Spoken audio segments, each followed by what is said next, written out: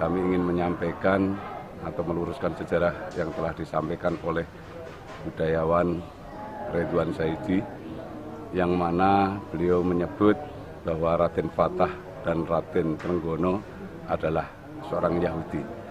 Ini adalah tidak benar. Yang benar, Sultan Fatah atau Sultan Trenggono ini adalah seorang Muslim sejati sejak lahir sampai wafat beliau. Dan beliau adalah seorang putra mahkota kerajaan Majapahit, yaitu putra dari Raden Bri Kertabumi atau Prabu Brawijaya V, penguasa Rajapahit ke-11. Kemudian Kanjeng Sultan Trenggono adalah putra Kanjeng Sultan Fatah atau Raden Fatah keempat yang menjabat raja ketiga, yang bergelar dengan Syekh Alam Akbar Salis atau 3.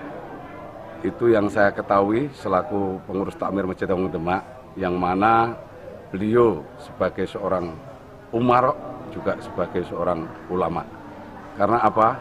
Pada tahun 1466 Masehi, beliau Raden Fatah juga dinobatkan sebagai Dewan Wali 9 atau Dewan Wali Songo, menggantikan Syekh Maulana Jumadil Kubro yang telah wafat.